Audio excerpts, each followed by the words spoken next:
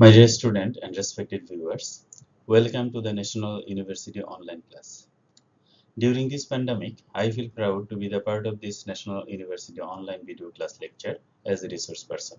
Please maintain the health rules.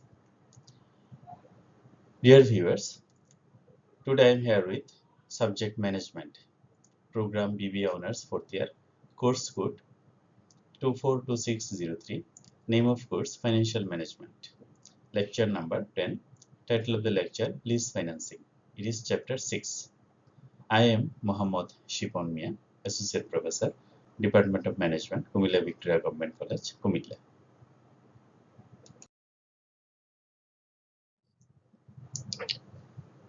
সুপ্রিয় শিক্ষার্থীরা, আমরা লিজ ফাইন্যান্সিং এর আমরা পূর্ববর্তী লেকচারে লিজ ফাইন্যান্সিং এর আমাদের প্রথম লেকচার আমরা লিজ ফাইন্যান্সিং এর বিভিন্ন ধরনের কনসেপ্ট নিয়ে আমরা আলোচনা করেছি।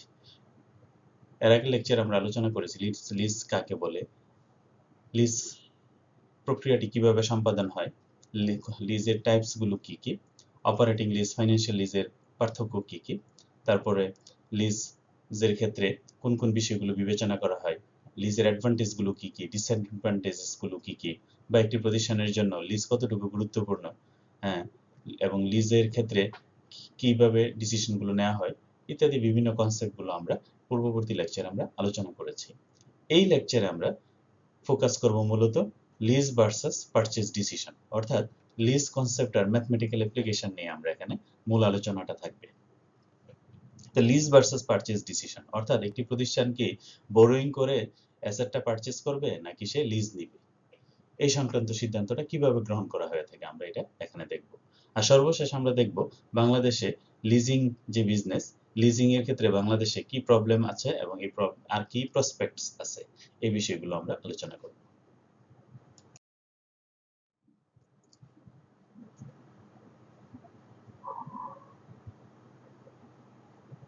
ডিয়ার স্টুডেন্টস, এখন আমরা দেখব বোরোইং অপশন এবং লিজ অপশন এগুলো ক্যালকুলেট করার সময় কি কি পদ্ধতি ফলো করা হয়।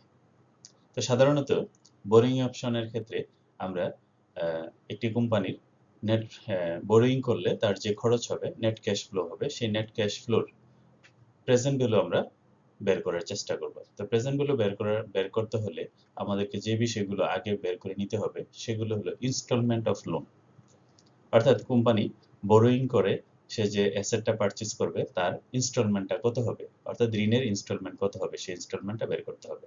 তারপরে ডেপ্রিসিয়েশন কত সেটা বের করতে হবে। তারপরে ইন্টারেস্ট অফ লোন পেমেন্ট, প্রতিষ্ঠান এই যে কিস্তিগুলো দিবে, লোনের যে কিস্তি দিবে সেই লোনের কিস্তির মধ্যে ইন্টারেস্ট কত এবং ইন্টারেস্ট কত সেটা আমাদেরকে বের করতে হবে। তো এটা সাধারণত আমরা অ্যামোর্টাইজেশন শিডিউল দিয়ে আমরা বের করব। তারপরে ট্যাক্স সেভিংস, 4 নম্বর স্টেপে আমরা ট্যাক্স সেভিংস বের করব। ট্যাক্স সেভিংস বের করার ক্ষেত্রে ডেপ্রিসিয়েশন, ইন্টারেস্ট এবং মেইনটেনেন্স কস্টকে বিবেচনায় নেওয়া হয়। তারপরে প্রেজেন্ট ভ্যালু ইন্টারেস্ট ফ্যাক্টর অথবা প্রেজেন্ট ভ্যালু ইন্টারেস্ট ফ্যাক্টর এনভিটি নির্ণয় করব। সর্বশেষ আমরা বের করব present value of net cash outflow, এটা আমরা বের করব। এটাই হলো আমাদের মূল টার্গেট। তার ঠিক একইভাবে লিজ অপশনের ক্ষেত্রেও আমরা প্রতিষ্ঠান যদি লিজ নেয় তাহলে তার সর্বশেষ present value of net cash flow কত হবে। লিজের ক্ষেত্রেও present value of net cash flow বের করব, তারপর বোরোইং অপশনের ক্ষেত্রে আমরা present value of net cash flow বের করব। তাহলে লিজের ক্ষেত্রে আমরা কি কি ফলো করব, এখানে ইনস্টলমেন্ট অফ লোন যেমন বের করেছি এখানেও বের করব অ্যানুয়াল লিজ রেন্ট বা ইনস্টলমেন্ট। তারপরে মেইনটেনেন্স কস্ট, এটা সাধারণত দেয়া থাকে। তারপরে বের করব ট্যাক্স সেভিংস, তারপরে নেট ক্যাশ ফ্লো, তারপরে প্রেজেন্ট ভ্যালু ইন্টারেস্ট ফ্যাক্টর অথবা present value interest factor NET, তার present value of net cash flow সর্বশেষ। এই দুইটা বের করে আমরা কম্পেয়ার করে যেটার খরচ কম হবে সেই অপশনটাই আমরা সাজেস্ট করব যে কোনো প্রতিষ্ঠানের জন্য।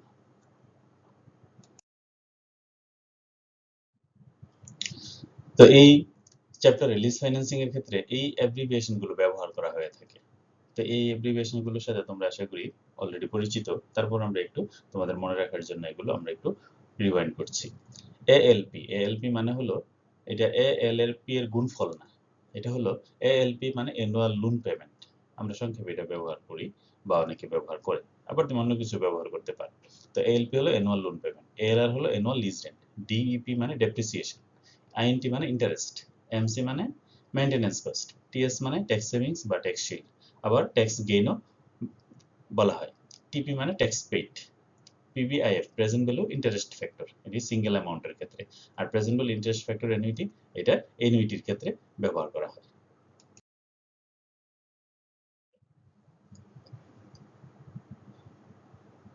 আমরা লিজ অপশন বা বোরোইং অপশনের ক্ষেত্রে আমরা যে স্টেপগুলো বলেছি সেই স্টেপগুলো আমরা কিভাবে ব্যবহার করব প্রবলেম সলিউশনের ক্ষেত্রে, আমরা এটা নিয়ে একটু আলোচনা করছি। প্রথমে আমরা বের করব কি ক্যালকুলেশন অফ ইনস্টলমেন্ট বের করার চেষ্টা করব। তাহলে ইনস্টলমেন্টটা কিভাবে বের করব? ইনস্টলমেন্টটা আমরা এনুইটি সূত্র দিয়ে আমরা ব্যবহার করব। ইনস্টলমেন্টের ক্ষেত্রে ইনস্টলমেন্টের কিস্তি যদি বছরের শেষে দেওয়া হয় তাহলে আমরা প্রথম সূত্রটা ব্যবহার করব, আর কিস্তিটা যদি বছরের শুরুতে দেওয়া হয় তাহলে আমরা দ্বিতীয় সূত্রটা ব্যবহার করব। প্রথম সূত্রটা ব্যবহার করব আমরা বছরের শেষে যদি কিস্তিগুলো দেওয়া হয়, আর দ্বিতীয় সূত্রটা ব্যবহার করব আমরা যদি কিস্তিটা বছরের শুরুতে দেওয়া হয়। দেখো এখানে জাস্ট অতিরিক্ত 1+8 এটা গুণ করা হচ্ছে, আর এখানে এটা নেই। আচ্ছা, তাহলে প্রথম স্টেপে আমরা ইনস্টলমেন্ট বের করলাম। দ্বিতীয় স্টেপে আমরা বের করব ক্যালকুলেশন অফ ডেপ্রিসিয়েশন। ডেপ্রিসিয়েশন কিভাবে বের করব? যদি ডেপ্রিসিয়েশন স্ট্রেট লাইন মেথড বলা থাকে তাহলে আমরা এই ফর্মুলাটা ব্যবহার করব। স্ট্রেট লাইন মেথডে এবং সেলভেজ গুলো থাকলে কস্ট থেকে আমরা সেলভেজ গুলো বাদ দিব, তারপরে অ্যাসেট লাইফ দিয়ে আমরা বাদ দিব, তাহলে আমরা পেয়ে যাব ডেপ্রিসিয়েশন। আর যদি সেলভেজ গুলো না থাকে, কস্টটাকে আমরা অ্যাসেট লাইফ দিয়ে ভাগ দিলে আমরা ডেপ্রিসিয়েশন পেয়ে যাব। আর যদি রিটার্ন ডাউন ভ্যালু বলা থাকে তাহলে রিটার্ন ডাউন ভ্যালু মেথড বললে আমরা এই টেবিলটা ব্যবহার করব।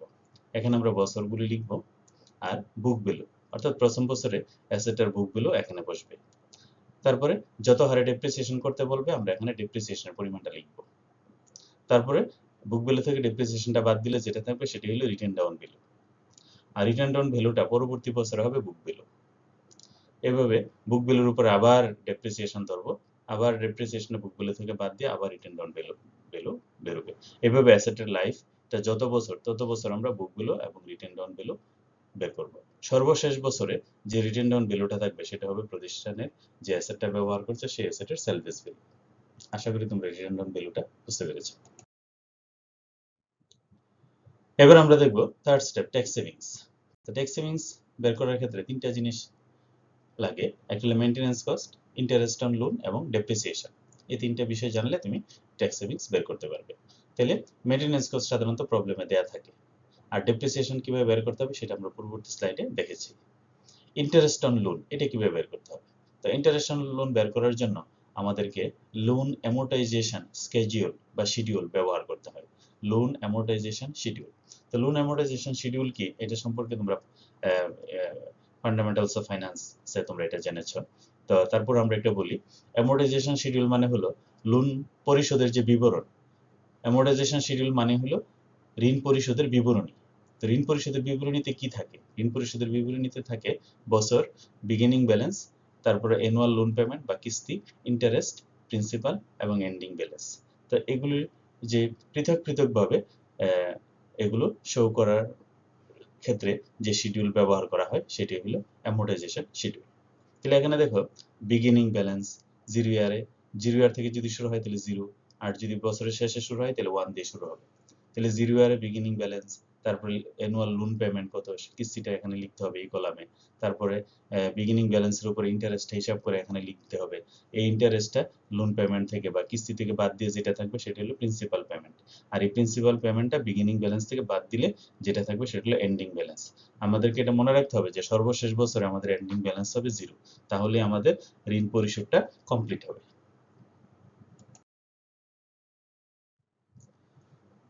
তারপর আমরা নির্ণয় করব net present value of cash outflow, অর্থাৎ ক্যাশ আউটফ্লোর নেট প্রেজেন্ট ভ্যালু বা এনপিভি বের করব। তো যে টেবিলটা ব্যবহার করা হয় সেই টেবিলটাকে আমরা সাধারণত প্রফিটেবিলিটি টেবিল বলে থাকি। প্রফিটেবিলিটি টেবিলের মাধ্যমে net present value of cash outflow নির্ণয় করা হয় থাকে। তাহলে এই টেবিলটাতে কি কি থাকে? প্রথমত থাকে ইয়ার, তারপরে অ্যানুয়াল লোন পেমেন্ট মানে কিস্তি, তারপরে থাকে মেইনটেনেন্স কস্ট, তারপরে টোটাল ক্যাশ ফ্লো, তারপরে ট্যাক্স সেভিংস, তারপরে নেট ক্যাশ ফ্লো, তারপরে প্রেজেন্ট ভ্যালু ইন্টারেস্ট ফ্যাক্টর, তারপরে প্রেজেন্ট ভ্যালু ইন্টারেস্ট ফ্যাক্টর দিয়ে নেট ক্যাশ ফ্লোকে ভাগ দিলে এই গুণ দিলে আমরা পাবো প্রেজেন্ট ভ্যালু। আর এই প্রেজেন্ট ভ্যালুর যোগফলগুলোই হলো net present value of cash outflow. তাহলে এখানে এই কলামগুলোর কোনটা কিভাবে বের করতে হবে সেখানে এটা দেওয়া আছে। যেমন টিসিএফ টোটাল ক্যাশ ফ্লো কিভাবে বের হবে? এই লোন পেমেন্টের সাথে মেইনটেনেন্স কস্ট যোগ করলে আমরা টোটাল ক্যাশ ফ্লো পাবো। আর টোটাল ক্যাশ ফ্লো থেকে ট্যাক্স সেভিংসটা আমরা বাদ দিলে আমরা পাবো নেট ক্যাশ ফ্লো। আর নেট ক্যাশ ফ্লো গুলোকে আমরা প্রেজেন্ট ভ্যালু ইন্টারেস্ট ফ্যাক্টর দিয়ে গুণ দিলে আমরা পাবো প্রেজেন্ট ভ্যালু। তো এটা আমরা অ্যাপ্লিকেশনে আমরা এগুলো আরো ডিটেইলস আলোচনা করব।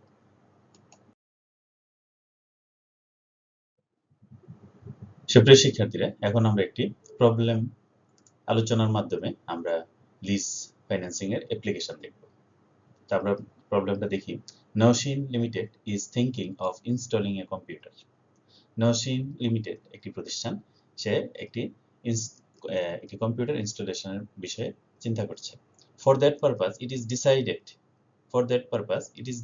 is to decide whether the machine is to be purchased through 12% borrowing or to be acquired on lease rent basis. বলতেছে যে এই উদ্দেশ্যে কোম্পানিকে সিদ্ধান্ত নিতে হবে যে কোম্পানিটা কি 12%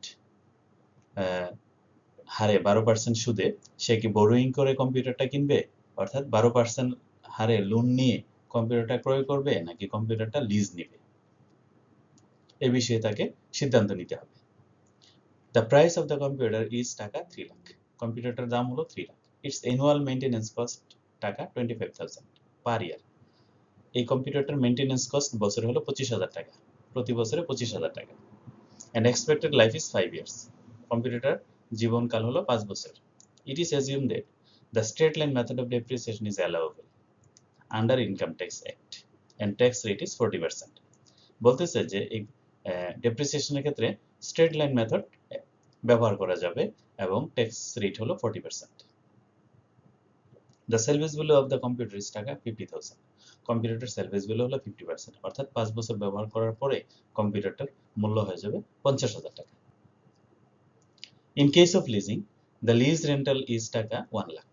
বলতেছে যদি লিজ নেয়, কম্পিউটারটা যদি লিজ নেয়, তাহলে 5টা ইকুয়াল ইনস্টলমেন্ট দিতে হবে। তাহলে 5 বছরে 5টা ইনস্টলমেন্ট, তাহলে 5 লাখ টাকা তাকে কিস্তি দিতে হবে। আর কম্পিউটার মূল্য কত? 3 লাখ টাকা। তাহলে সে যদি লিজ নেয় তাহলে 5 বছরে 5টা ইনস্টলমেন্ট দিতে হবে 1 লাখ টাকা করে। এবং ইনস্টলমেন্টের ভিতরে ইনক্লুডিং মেইনটেনেন্স কস্ট, এটার ভিতরে মেইনটেনেন্স কস্ট আছে কত? 25,000 টাকা। তাহলে লিজ রেন্ট হিসাবে আসলে নেট যাচ্ছে কত? 1 লাখ টাকা কিস্তি দিলেও মেইনটেনেন্স কস্ট বাবদ 25,000 টাকা কমে যাবে। তাহলে নেট ইনস্টলমেন্ট যাবে কত? 75,000 টাকা। Maintenance expense is to be borne by lessor. কারণ এই মেইনটেনেন্স কস্টটা বহন করবে লেসর, অর্থাৎ লিজ গ্রহীতা না, লিজ দাতা। If the installment is given at the beginning of the year for both lease and buying option, which alternative is best for Notion Limited? বলতেছে যে যদি ইনস্টলমেন্টটা বছরের শুরুতে প্রদান করা হয় লিজ এবং বাইং উভয় অপশনের ক্ষেত্রেই, তাহলে কোম্পানির জন্য বেটার অল্টারনেটিভ কোনটা হবে? অর্থাৎ এখানে লোন অপশন আছে আর লিজ অপশন আছে।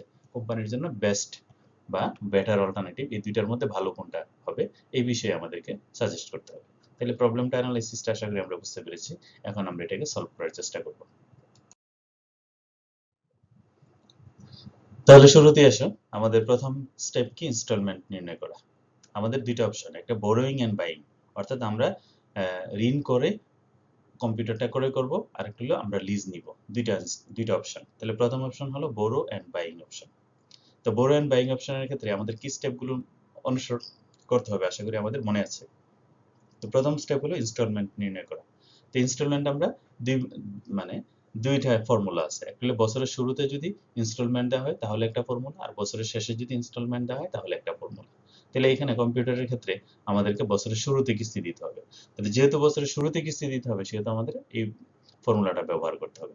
প্রেজেন্ট ভ্যালু অফ লোন বা present value of annuity is equal to ALP। ALP মানে annual loan payment is equal annual loan payment into 1 minus 1 divided 1 plus r power n divided by r into 1 plus r। অর্থাৎ বছরের শুরুতে হলে এই rটা থাকবে, 1 plus r থাকবে। তাহলে আমরা প্রেজেন্ট ভ্যালু অফ অ্যামাউন্ট বা প্রেজেন্ট ভ্যালু অফ লোন কত? 3 লাখ টাকা। কোম্পানি নওশিন লিমিটেড যদি ঋণ করে যদি কম্পিউটারটা কিনে তাহলে তাকে ঋণ দিতে হবে কত? 3 লাখ টাকা। তাহলে কিস্তি দিতে হবে কত? কিস্তির কথা বলা নেই, এটা আমাদেরকে নির্ণয় করতে হবে। আর এখানে আর আমরা জানি আর কত? 12%। আর সময় কত? 5 ইয়ার্স। তাহলে আমরা এই মানগুলি বসিয়ে আমরা যদি ইকুয়েশনটা সলভ করি তাহলে আমরা অ্যানুয়াল লোন পেমেন্ট পেয়ে যাই কত ৭৪,৩০৬ টাকা। তাহলে আমরা এখানে কিস্তি বের করে ফেললাম। কিস্তি কত ৭৪,৩০৬ টাকা। আশা করি এই ক্যালকুলেশনটা তোমরা নিজেরাই করতে পারবে। সেকেন্ড স্টেপ হলো ডেপ্রিসিয়েশন নির্ণয় করা। তো ডেপ্রিসিয়েশন আমাদেরকে স্ট্রেট লাইন মেথডে ডেপ্রিসিয়েশন নির্ণয় করতে বলেছে। তাহলে এখানে সেলভেজ ভ্যালু আছে, তাহলে কস্ট থেকে সেলভেজ ভ্যালুটা আমরা বাদ দিব আর অ্যাসেট লাইফ দিয়ে ভাগ দিব। তাহলে ৩ লাখ টাকা থেকে যদি ৫০,০০০ বাদ দিই ৩,৫০,০০০ থেকে ৩ লাখ থেকে ৫০,০০০ বাদ দিলে ২,৫০,০০০ আর ৫ দিয়ে ভাগ দিলে ৫০,০০০ টাকা। তাহলে অ্যানুয়াল ডেপ্রিসিয়েশন হলো ৫০,০০০ টাকা। তাহলে ডেপ্রিসিয়েশন আমরা বের করলাম। তারপরে আমরা কি বের করব? ইন্টারেস্ট। তো ইন্টারেস্ট বের করার জন্য আমাদের কি করতে হবে? অ্যামorটাইজেশন শিডিউল তৈরি করতে হবে। তো অ্যামorটাইজেশন শিডিউলটা কি? এটা। যেহেতু কিস্তিটা বছরের শুরুতে, তাহলে 0 দিয়ে শুরু করতে হবে। তাহলে বিগিনিং ব্যালেন্স, বিবি মানে হলো বিগিনিং ব্যালেন্স। বিগিনিং ব্যালেন্স কত? ৩ লাখ টাকা। অর্থাৎ কোম্পানি ৩ লাখ টাকা লোন নিবে। আর কিস্তি দিবে কত? ৭৪,৩০৬ টাকা। কয়টা কিস্তি দিবে? ৫টা। তাহলে আমরা এখানে ৫টা কিস্তি লিখে ফেলব। 0 থেকে 4 দেখো ৫টা কিস্তি হচ্ছে। তাহলে এএলপি অ্যানুয়াল লোন পেমেন্টও ৫টা, এটাও আমরা লিখে ফেলব। বিগিনিং ব্যালেন্সটা চেঞ্জ হবে, বাকি সবগুলোই চেঞ্জ হবে, শুধু কিস্তির পরিমাণটা কি চেঞ্জ হবে না। এই জন্য কিস্তিটা আমরা পুরোটা লিখে ফেলব। তাহলে বিগিনিং ব্যালেন্সের উপর সুদ দিতে হবে কত? 12%। যেহেতু এটা 0 ইয়ার, 0 ইয়ারে কোনো সুদ নেই, তাইলে পুরোটাই কি প্রিন্সিপাল পেমেন্ট। তাহলে ৩ লাখ থেকে প্রিন্সিপাল পেমেন্ট ৭৪,০০০ বাদ দিলে এন্ডিং ব্যালেন্স হলো ২,২৫,৬৯৪ টাকা। তাহলে প্রথম বছর শেষে প্রথম বছরে প্রথম বছরে যেহেতু 0 ইয়ার, 0 ইয়ারে তার এন্ডিং ব্যালেন্স হলো ২,২৫,০০০। তাহলে প্রথম বছর শেষে তার বিগিনিং ব্যালেন্স হবে ২,২৫,৬৯৪ টাকা। এই ২,২৫,৬৯৪ ৬৯৪ টাকার উপরে আমরা ইন্টারেস্ট হিসাব করব কত পার্সেন্ট হারে? 12% হারে। তো ইন্টারেস্ট হচ্ছে ২৭,০৮৩ টাকা। এই ২৭,০৮৩ টাকা আমরা কিস্তি থেকে বাদ দিব। বাদ দিলে আমরা পাবো প্রিন্সিপাল পেমেন্ট। এই প্রিন্সিপাল পেমেন্টটা আমরা বিগিনিং ব্যালেন্স থেকে বাদ দিব। বাদ দিলে পাবো ১,৭৮,৪৭১ টাকা। তো এইভাবে আমরা বিগিনিং ব্যালেন্সটা এন্ডিং ব্যালেন্সটি এসে পরবর্তী বছরে এসে হবে বিগিনিং ব্যালেন্স। তাহলে বিগিনিং ব্যালেন্সটা সর্বশেষ বছরে দেখো, সর্বশেষ বছরে অর্থাৎ পঞ্চম কিস্তিটার ক্ষেত্রে পঞ্চম বছরে তার এন্ডিং ব্যালেন্স ৬৬,৩৪৬ টাকা। তাহলে কিস্তি দিচ্ছে কত? ৭৪,৩০৬ টাকা। তাহলে এখানে সুদ কত? 12% হারে ৬৬,৩৪৬ টাকার উপর সুদ আসে ৭,৯৬২ টাকা। অবশ্যই এই টাকাটা কম বেশি হতে পারে। এই টাকাটা একটু কম বেশি হতে পারে। একটু কম বেশি হওয়াটাকে আমরা বলি রাউন্ডিং এরর। তবে তোমার এই বিগিনিং ব্যালেন্সটা কিন্তু ঠিক রাখতে হবে। বিগিনিং ব্যালেন্স কত? ৭৬,৩৪৬ টাকা। এখানে অবশ্যই ৬৬,৩৪৪ টাকা, এই ৪৬ টাকা বা অর্থাৎ এখানে লোনটা এমনভাবে এটা ভাগ দিতে হবে, এটা অবশ্যই ৩৪৬ টাকা লিখতে হবে। তাহলে এই বিগিনিং ব্যালেন্স থেকে এই পিপিটা বাদ দিলে হবে এন্ডিং ব্যালেন্স নীল হবে। আশা করি এটা বুঝতে পেরেছ। এটা অবশ্যই নীল করতে হবে। তাহলে থার্ড স্টেপ গেল। থার্ড স্টেপে আমাদের মূল আলোচ্য বিষয় হলো ইন্টারেস্ট বের করা। তাহলে আমরা এখানে ইন্টারেস্ট বের করলাম। কয়টা ইন্টারেস্ট বের হলো? 4টা। কারণ আমরা কিস্তিটা শুরু করছি বছরের শুরুতে, এই জন্য 4টা ইন্টারেস্ট। আচ্ছা, তারপরে হলো আমাদের ট্যাক্স সেভিংস। তো ট্যাক্স সেভিংস কিসের উপর বের করতে হয়? ট্যাক্স সেভিংস তোমরা জানো যে বের হয় ডেপ্রিসিয়েশন, ইন্টারেস্ট এবং মেইনটেন্যান্স কস্টের উপর। তাহলে আমরা ডেপ্রিসিয়েশন জানি ৫০,০০০ টাকা করে, ইন্টারেস্টও জানি কত। এই যে ইন্টারেস্টগুলো আমরা এখানে বের করলাম। দেখো 0 ইয়ার ইন্টারেস্ট, পঞ্চম বছরে কিন্তু ইন্টারেস্ট নাই, চতুর্থ বছরই শেষে ইন্টারেস্ট, সর্বশেষ ইন্টারেস্ট, এই জন্য পঞ্চম বছরে দেখো ইন্টারেস্ট নেই। মেইনটেন্যান্স কস্ট 5 বছরের মেইনটেন্যান্স কস্ট 5টা। টোটাল এই সবগুলি যোগ করে আমরা এই টোটাল করলাম এখানে। এটার ট্যাক্স সেভিংস, ট্যাক্স সেভিংস কত? 40%। তো 40% এটা। তাহলে আমরা এখানে ট্যাক্স সেভিংসটা বের করলাম। এরপরের স্টেপে কি করব আমরা? ট্যাক্স সেভিংস বের করার পর আমাদের কাজ হলো present value of net cash outflow নির্ণয় করা। Present value of net cash outflow বের করা। তাই এটা যেহেতু 0 ইয়ার থেকে শুরু, আমরা 0 ইয়ার দিয়ে লিখব। তাহলে প্রথম বছরে কত কিস্তি দিচ্ছে? 0 ইয়ারে কত কিস্তি? ৭৪,৩০৬ টাকা। মেইনটেন্যান্স কস্ট 0 ইয়ারে মেইনটেন্যান্স কস্ট নাই। তাহলে টোটাল ক্যাশ ফ্লো কত? ৭৪,৩০৬। এখানে ট্যাক্স সেভিংসও নেই। তাহলে এটাই নেট ক্যাশ ফ্লো। তাহলে এটার কে আমরা ডিসকাউন্ট করব। যেহেতু প্রত্যেকটা সিঙ্গেল অ্যামাউন্ট, এইজন্য আমরা single amount present value interest factor লিখেছি। যদি সবগুলো একসাথে বের করতে পারতাম তাহলে আমরা লিখতাম প্রেজেন্ট ভ্যালু ইন্টারেস্ট ফ্যাক্টর এনইউইটি। তাহলে এখানে 7.20 7.20 কেন? আমাদের তো ইন্টারেস্ট রেট হলো 12%। 7.20 হলো, এখান থেকে আমরা ট্যাক্সটা বাদ দিয়েছি, অর্থাৎ আফটার ট্যাক্স রেট এখানে ব্যবহার করতে হবে। আফটার ট্যাক্স রেট ব্যবহার করে আমরা ডিসকাউন্টিং করব। তাহলে এখানে যেহেতু প্রথম বছর 1, তাহলে এইটা দিয়ে আমরা যদি নেট ক্যাশ ফ্লোকে ভাগ দিই, গুণ দিই, তাহলে আমরা পাই এটা। প্রথম বছরের শেষে ৭৪,৩০৬ টাকা, এখানে মেইনটেন্যান্স কস্ট ২৫,০০০ টাকা, টোটাল ক্যাশ ফ্লো এই মেইনটেন্যান্স কস্টের সাথে যোগ হবে। এটা কেন যোগ হচ্ছে? কারণ হলো এখানে আমরা বোরোইং অ্যান্ড বাইং অপশন, আমরা যদি কম্পিউটারটা কিনে তাহলে এটার মালিক আমরা, অর্থাৎ নসিন লিমিটেড। সেই ক্ষেত্রে মেইনটেন্যান্স কস্টও তাকেই বহন করতে হবে। তাহলে মেইনটেন্যান্স কস্টও খরচ হচ্ছে, লোনের টাকাও, লোনের কিস্তিও খরচ হচ্ছে, দুইটা খরচ মিলে হচ্ছে ৯৯,৩০৬ টাকা। এটার উপর সে ট্যাক্স সেভিংস পাবে ৪০,৮৩৩ টাকা। ট্যাক্স সেভিংসটা বাদ দেওয়ার পরে তার থাকে নেট ক্যাশ ফ্লো ৫৮,৪৭৩ টাকা। তাহলে এটাকে যদি আমরা ডিসকাউন্টিং করি, প্রথম বছরে কত ডিসকাউন্টিং করলে কত হবে? 0.933, গুণ দিলে হবে ৫৪,৫৫৫ টাকা। এইভাবে আমরা চতুর্থ বছর পর্যন্ত আমরা কিভাবে যাব এটা আশা করি তোমরা বুঝতে পেরেছো। পঞ্চম বছরের হিসাবটা একটু ডিফারেন্ট। দেখো পঞ্চম বছরে কিন্তু যে আমরা ৫ লিখলাম, পঞ্চম বছর কিন্তু শেষ। তো পঞ্চম বছরের শেষে কিন্তু আমাদের কোনো কিস্তি নেই, আমাদের কোনো মেইনটেন্যান্স কস্টও নেই। হ্যাঁ, তাহলে এটাও নেই, টিসিএফও নেই। হ্যাঁ, কিন্তু ট্যাক্স সেভিংস আছে। ট্যাক্স সেভিংস আমরা বছরের শেষে পাবো কত? ৩০,০০০। তাহলে ট্যাক্স সেভিংস যদি আমরা পাই, ট্যাক্স সেভিংসটা কি করছে? আমাদের খরচের পরিমাণটা কমাই দিচ্ছে, অর্থাৎ মাইনাস ফিগার হচ্ছে। আর পঞ্চম বছরের ডিসকাউন্টিং ফ্যাক্টর হলো 0.706, এটা দিয়ে গুণ দিলে হয় ২১,১৮০ টাকা। আবার পঞ্চম বছরে তোমাদের মনে আছে আমাদের সেলভেজ ভ্যালু, যেহেতু আমরা মেশিনটার মালিক, সেলভেজ ভ্যালু আমরা পাবো, অর্থাৎ নসিন লিমিটেড পাবে। তাহলে সেলভেজ ভ্যালু টাকাটাও তার টোটাল খরচকে কমাই দিচ্ছে। কত পাচ্ছে? ৫০,০০০। তো ৫০,০০০ থেকে যদি ডিসকাউন্টিং করে প্রেজেন্ট ভ্যালু নির্ণয় করা হয়, এটা হলো ৩৫,৩০০ টাকা। তাহলে এই সবগুলো মিলে এই ব্র্যাকেটের ভিতরের গুলো হলো মাইনাস ফিগার, আর এগুলো বাইরের গুলো হলো প্লাস ফিগার। তাহলে প্লাসে মাইনাসে যোগ বিয়োগ করে আমরা পাই ২,২৬,৩২৯ টাকা। অর্থাৎ নসিন লিমিটেড যদি কম্পিউটারটা বোরোইং করে, অর্থাৎ ঋণ করে যদি কম্পিউটারটা ক্রয় করে, তাহলে ৫ বছরে তার টোটাল খরচ হবে ২,২৬,৩২৯ টাকা। সেটা আজকের মূল্য। যে খরচগুলো হবে তার আজকের মূল্য হলো ২,২৬,৩২৯ টাকা। আর যদি সে লিজ নেয়, দেখো লিজ নিলে হিসাবটা ডিফারেন্ট। লিজ নিলে কয়টা লিজ পেমেন্ট করবে? ৫টা লিজ, ৫টা ইনস্টলমেন্ট দিবে। এর মধ্যে প্রথম ইনস্টলমেন্টটা দিবে 0 ইয়ারে। তাহলে 0 ইয়ারে কত ইনস্টলমেন্ট দিবে? এখানে বলা আছে ১,০০,০০০ টাকা ইনস্টলমেন্ট। যদি ইনস্টলমেন্টের কথা বলা না থাকতো, আমরা ইনস্টলমেন্টের সূত্র দিয়ে আমরা ইনস্টলমেন্ট বের করতাম। এখানে বলা আছে ১,০০,০০০ টাকা ইনস্টলমেন্ট। তো এই ১,০০,০০০ টাকার ভিতরে আবার মেইনটেন্যান্স কস্ট আছে কত? ২৫,০০০। আর মেইনটেন্যান্স কস্টটা বহন করবে কে? মেইনটেন্যান্স কস্টটা বহন করবে যার কাছ থেকে এটা লিজ নেওয়া হবে, সে বহন করবে। তাহলে নসিন লিমিটেডকে বহন করতে হচ্ছে না, যেহেতু সে লিজ নিচ্ছে। তাহলে তার অ্যাকচুয়াল লিজের কিস্তিটা কমে যাচ্ছে কত? ৭৫,০০০ টাকা। কারণ ১,০০,০০০ টাকা থেকে ২৫,০০০ টাকা বাদ দিলে ৭৫,০০০ টাকা। তাহলে যেহেতু এটা 0 ইয়ার, এখানে ট্যাক্স সেভিংস নাই, ট্যাক্স সেভিংসটা বছরের শেষে পেয়ে থাকে। তাহলে এখানে নেট ক্যাশ ফ্লো ৭৫,০০০, আর ডিসকাউন্টিং ফ্যাক্টর 1, যেহেতু 0 ইয়ার, আর এটার প্রেজেন্ট ভ্যালু হলো ৭৫,০০০। তারপরে প্রথম থেকে চতুর্থ বছর, অর্থাৎ প্রথম বছর শেষে চতুর্থ বছর শেষে সে টোটাল কিস্তি দেবে কয়টা? ৪টা। কয় টাকা করে? ১,০০,০০০ টাকা করে। আর মেইনটেন্যান্স কস্ট প্রতি বছরই ২৫,০০০ টাকা। তাহলে নেট ক্যাশ ফ্লো হলো ৭৫,০০০। আর ট্যাক্স সেভিংস কত করে পাবে? যেহেতু ৭৫,০০০ টাকা তার নেট ক্যাশ ফ্লো হচ্ছে, সে ট্যাক্স সেভিংস পাচ্ছে কত করে? ৩০,০০০ টাকা, অর্থাৎ 40% ট্যাক্স সেভিংস। যেহেতু 40% ট্যাক্স সেভিংস, তাহলে তার নেট ক্যাশ ফ্লো কত? ৪৫,০০০ টাকা। তাহলে ৪৫,০০০ টাকাকে যদি আমরা, যেহেতু এটা ৪ বছর, এটা এনুইটি, তাহলে এনুইটির ক্ষেত্রে এনুইটি ফ্যাক্টর হলো 3.3719। এটা দিয়ে যদি আমরা ৪৫,০০০কে গুণ দিই তাহলে আসে ১,৫১,৭৩৬ টাকা। পঞ্চম বছরে তোমাদের আরেকটা জিনিস আছে, পঞ্চম বছরে সে লোনের লিজের কিস্তি দিবে না ঠিকই, কিন্তু সে ট্যাক্স সেভিংস পাবে কত? ৩০,০০০। কারণ বছরের শেষে এই পঞ্চম বছরের যে ট্যাক্স সেভিংসটা আছে, এটা সে আইসা পাবে পঞ্চম বছরের শেষে। আর এটা কিন্তু চতুর্থ বছর, অর্থাৎ প্রথম ৪ বছরের পেয়েছে, আর পঞ্চমটা পাবে পঞ্চম বছরের শেষে। তাহলে এটাকে যদি প্রেজেন্ট ভ্যালু বের করি ২১,১৮০ টাকা।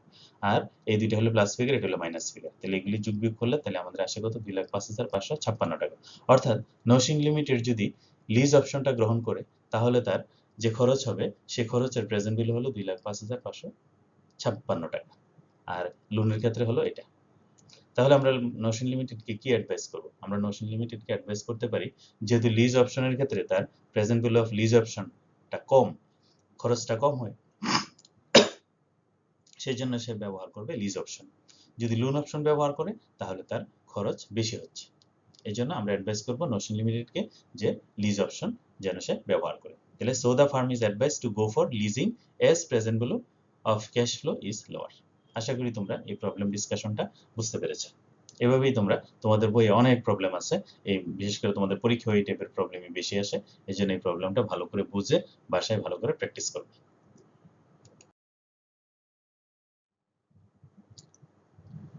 ডিয়ার রেসপেক্টেড ভিউয়ার্স, আমরা আরেকটি প্রবলেম নিয়ে আলোচনা করছি, business application. Rajiv Chemicals Limited is considering the acquisition of machine costing টাকা 16 lakh.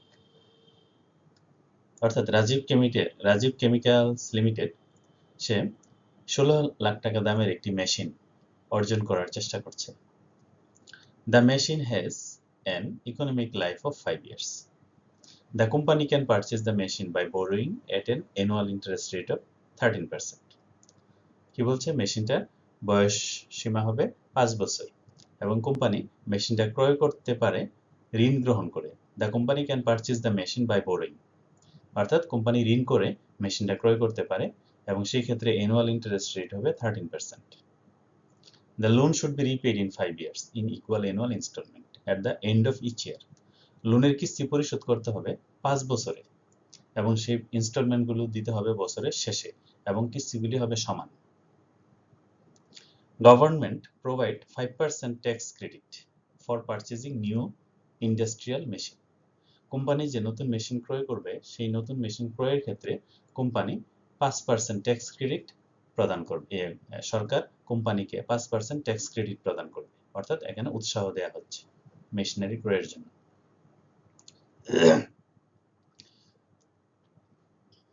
Under the lease alternative যদি কোম্পানি গ্রহণ করে, a rental of টাকা 4,35,000 should be paid annually at the beginning of the year for 5 years. Company যদি lease alternative গ্রহণ করে তাহলে তাকে প্রতি বছর 4,35,000 টাকা করে কিস্তি দিতে হবে এবং কিস্তিটা দিতে হবে বছরের শুরুতে at the beginning of the year for 5 years, 5 বছর ধরে দিতে হবে কিস্তি। This includes a maintenance cost of টাকা 20,000 per year to be borne by the lessor. এই যে কিস্তি দিবে 4,35,000 টাকা, এর ভিতরে মেইনটেনেন্স কস্ট থাকবে 20,000 টাকা এবং বলা হচ্ছে 20,000 টাকা বহন করবে লেসর, অর্থাৎ এর লিজ দাতা। তাইলে রাজীব কেমিক্যাল যদি লিজ রেন্ট নেয় তাহলে তাকে 20,000 টাকা বহন করতে হবে না, বহন করবে যার কাছ থেকে লিজ নিবে সে। The company charge depreciation on straight line method. Company ডেপ্রিসিয়েশনের ক্ষেত্রে স্ট্রেট লাইন মেথড অনুসরণ করে থাকে। The estimated salvage value of the machine is টাকা 1 লাখ। এই যে 16 লাখ টাকার মেশিন 5 বছর পরে এটার salvage value হবে 1 lakh. Tax rate is 30% and WSCC is 40% for the firm. WSCC মানে কি, weighted average cost of capital is 14% of the firm. তাহলে এই যে weighted average cost of capital, এটা দিয়ে আমরা কি করব, ডিসকাউন্টিং অ্যাপ্লাই করব। আমাদের রিকোয়ারমেন্ট কি জিজ্ঞেস করছে দেখো, if the loan is taken for purchasing the machine, what would be the equal annual installment? অর্থাৎ কোম্পানি যদি লোন নিয়ে যদি মেশিনটি ক্রয় করার চিন্তা করে বা সিদ্ধান্ত গ্রহণ করে তাহলে বার্ষিক সমান কিস্তির পরিমাণটা কত হবে। তাহলে এখানে কোম্পানি জানতে চাচ্ছে কিস্তির পরিমাণ। সেকেন্ড হলো compare the lease alternative and borrowing alternative. অর্থাৎ লিজ যদি নেয়, এই লিজ নিলে তার প্রেজেন্ট ভ্যালু কত হবে আর বোরোয়িং নিলে তার যে খরচ হবে তার প্রেজেন্ট ভ্যালু কত হবে, এই দুইটার মধ্যে তুলনা করতে বলছে।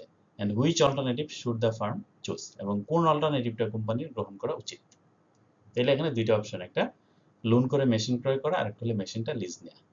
তাহলে পূর্ববর্তী প্রবলেমটার মতোই আমরা এই প্রবলেমটাকে অ্যানালাইসিস করলাম, এখন আমরা এটার সলিউশন বের করার চেষ্টা করব।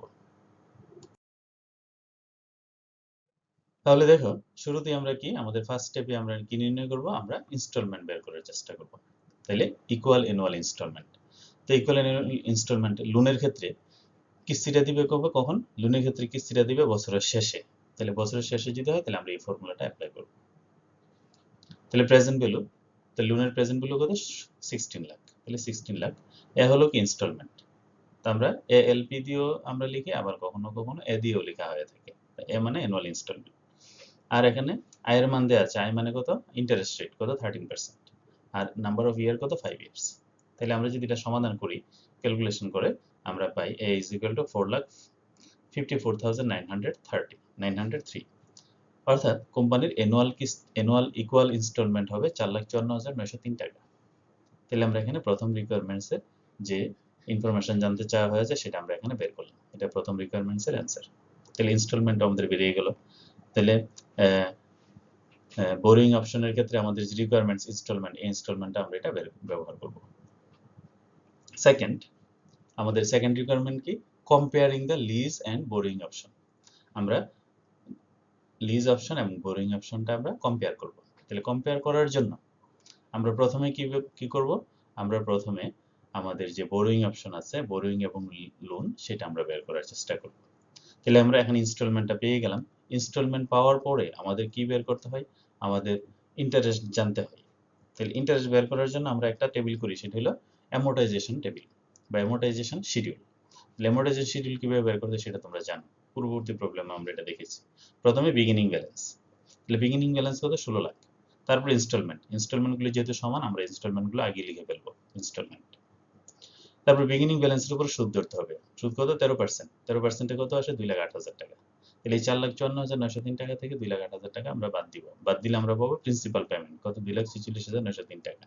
এই প্রিন্সিপাল পেমেন্টটা আমরা কি করব? বিগিনিং ব্যালেন্স থেকে বাদ দিব। বিগিনিং ব্যালেন্স থেকে বাদ দিলে আমরা পাই 13,53,97 টাকা। এই বিগিনিং ব্যালেন্স, এন্ডিং ব্যালেন্সটি হবে পরবর্তী বছরের বিগিনিং ব্যালেন্স। এই যে 13,53,97 টাকা। একইভাবে এটার উপর আমরা সুদ ধরবো কত? 13%, কত? 1,75,903 টাকা। ঠিক একইভাবে এটা থেকে আমরা এই ইনস্টলমেন্ট থেকে আমরা সুদটা বাদ দিব, তাহলে প্রিন্সিপাল পেমেন্ট। এই প্রিন্সিপাল পেমেন্টটা আমরা বিগিনিং ব্যালেন্স থেকে বাদ দিব, তাহলে আমরা পাবো এন্ডিং ব্যালেন্স। এই এন্ডিং ব্যালেন্সটা হবে পরবর্তী বছরের বিগিনিং ব্যালেন্স।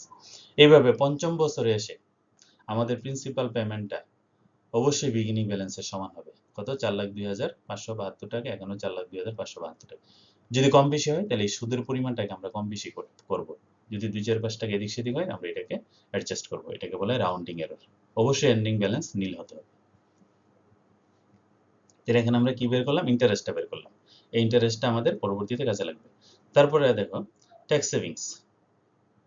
ট্যাক্স সেভিংস বের করতে হলে আমাদের কি লাগে? আমাদের ডেপ্রিসিয়েশন লাগবে, ইন্টারেস্ট লাগবে, তারপরে মেইনটেনেন্স কস্ট লাগবে। তাহলে ট্যাক্স সেভিংস দেখো এখানে, হ্যাঁ, ডেপ্রিসিয়েশন, ইন্টারেস্ট, ডেপ্রিসিয়েশন এবং ইন্টারেস্ট, তারপরে ট্যাক্স সেভিংস।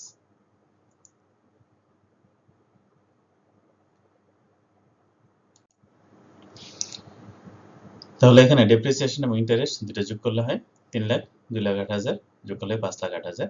তাহলে ট্যাক্স সেভিংস কত? 30%। 30% ট্যাক্স সেভিংস হলে 1,52,400 টাকা।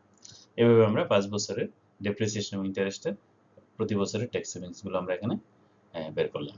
তাহলে আশা করি এখানে এটা বুঝতে পেরেছো তোমরা।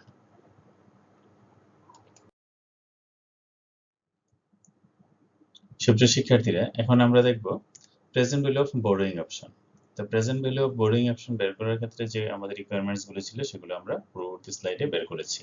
কি কি বের করেছি? আমরা ইনস্টলমেন্ট বের করেছি, তারপরে ডেপ্রিসিয়েশন বের করেছি, তারপরে আমরা মেইনটেনেন্স কস্ট তো বোরোইং অপশনে নাই, সেজন্য মেইনটেনেন্স কস্ট আসে নাই। তো আমরা ডেপ্রিসিয়েশন এবং ইন্টারেস্ট এই দুইটার উপর আমরা ট্যাক্স সেভিংস গুলো এই যে যেগুলো বের করেছি সেগুলো আমরা এখানে লিখলাম, ইনস্টলমেন্ট গুলো আমরা এখানে লিখলাম।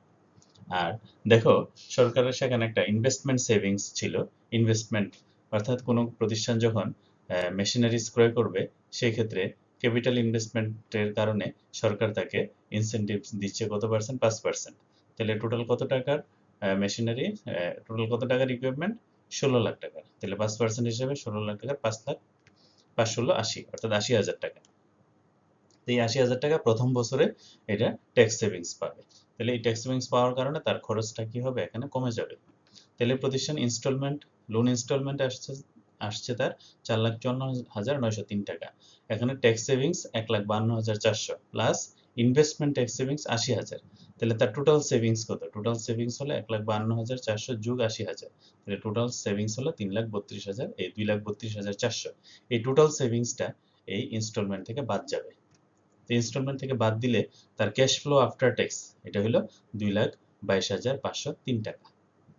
এই 2,22,503 টাকাকে আমরা present value interest factor NET অর্থাৎ weightage average cost of capital তার যে 14% আছে সেই 14% দিয়ে আমরা এটাকে ডিসকাউন্টিং করব।